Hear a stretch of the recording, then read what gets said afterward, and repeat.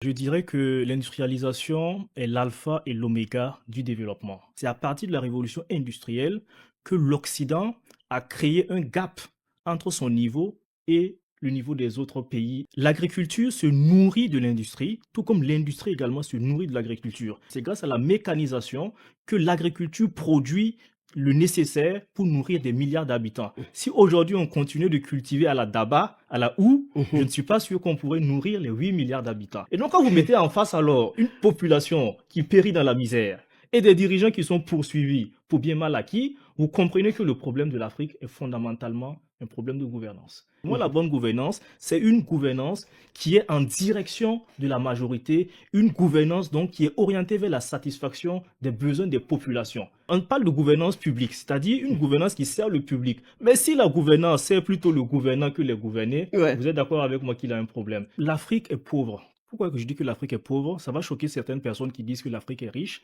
Ceux qui disent que l'Afrique est riche, ils font référence aux richesses du Du sous-sol. sous-sol, ouais. Alors que vous êtes d'accord avec moi qu'à la fin de la journée, ce ne sont pas les ressources du sous-sol qu'on mange. Non. Quand on prend la production économique de l'Afrique, elle est faible, notamment elle est comparable ou inférieure à celle de pays tels que l'Angleterre. Mais chez nous déjà, il y a des problèmes pour prélever l'impôt puisque plus de 85% de la vie économique est informelle. Et également, il y a des déperditions puisque vous savez que la gouvernance n'est pas optimale, si bien que même quand l'État arrive à percevoir 100 milliards d'impôts, dans ces 100 milliards, ce n'est pas tous ces 100 milliards qui vont aller construire des écoles et des hôpitaux. Malheureusement, à cause des inefficacités de la gouvernance, il y a une partie de cet argent qui va disparaître. La bonne gouvernance suppose donc une gestion rigoureuse des ressources. Si on a pu collecter 100 milliards, tous ces 100 milliards doivent aller pour améliorer les conditions de vie des populations. Et vous allez voir que plus l'argent collecté sert à financer réellement les besoins des populations, il y aura une meilleure confiance entre le peuple et les dirigeants. Et quand il y a une meilleure confiance entre le peuple et les dirigeants, c'est là maintenant que l'État peut prélever plus d'impôts parce que les gens ont confiance. Je ne donne pas mon argent à l'État si je n'ai pas confiance en l'État. Donc plus l'État va montrer qu'il y a de la bonne gouvernance, plus les gens seront enclins, les citoyens seront enclins à donner l'impôt. Un système de bonne gouvernance, c'est un système dans lequel les dirigeants viennent rendre compte aux populations. Un système de bonne gouvernance suppose la transparence. Il faut également ce qu'on appelle la participation citoyenne à la vie publique. Il faut également avoir une justice qui soit transparente, avoir des médias qui soient actifs pour donc relayer l'information, la bonne information. Donc si on a tous ces ingrédients, on parle de bonne gouvernance. Donc les gens ont une vision très réductrice de la démocratie. La démocratie, ce ne sont pas juste les élections. Si vous faites les élections et que vous enlevez tous les 5 éléments que je viens de citer, on n'appelle pas ça une démocratie. Donc ça montre qu'il y a des Africains qui croient à la démocratie. C'est vrai qu'il y a des individus qui ont de la vertu. Et c'est très bien. Dans une société, si on trouve des individus, des leaders qui ont de la vertu, c'est très bien. Ce qu'un pays doit faire, c'est essayer d'inscrire la vertu dans les institutions.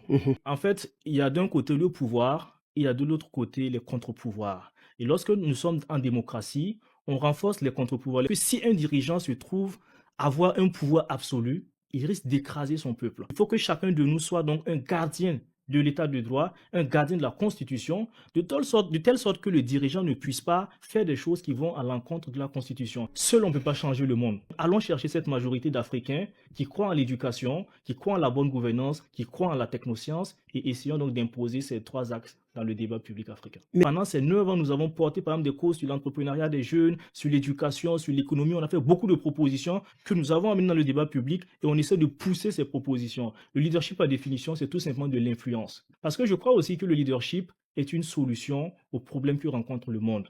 Partout dans le monde entier, là où il y a des besoins, là où il y a des défis, il y a une nécessité de construire des leaders qui vont relever ces défis-là. Le déficit en matière d'industrialisation s'explique par plusieurs raisons. Déjà, il faut se dire que pour développer l'industrie, il faut donc déjà l'école, l'éducation, parce que les ingénieurs, les techniciens, les chercheurs qui inventent et qui maîtrisent la technologie, ils viennent de l'éducation. Il faut le financement. On ne construit pas de grandes usines sans le financement. Il faut également les infrastructures. Sans capitaux, Il oui. faut de l'énergie. Il faut des routes pour convoyer donc les produits, les marchandises, l'accès au marché à travers les infrastructures. Il faut également donc protéger les industries naissantes. Et tant que rien n'est fait pour vraiment identifier l'industrialisation comme priorité, on aura du mal à avancer. Donc, les services, c'est bien, mais aucun pays ne s'est développé seulement avec les services. Avec les Il services. faut de l'industrie. Certains économistes qui trouvent que le franc CFA pose problème. Il y a des économistes qui trouvent que le problème de l'Afrique francophone ne réside pas dans le franc CFA. Alors, je ne suis pas économiste, donc j'avoue que je n'ai pas un avis tranché là-dessus, vu que D'accord. les experts eux-mêmes n'arrivent pas donc à se situer de façon unanime. Mais ce que je constate, c'est qu'il y a des pays qui ont le franc CFA, des pays qui n'ont pas le franc CFA et qui ont à peu près des niveaux de développement équivalents.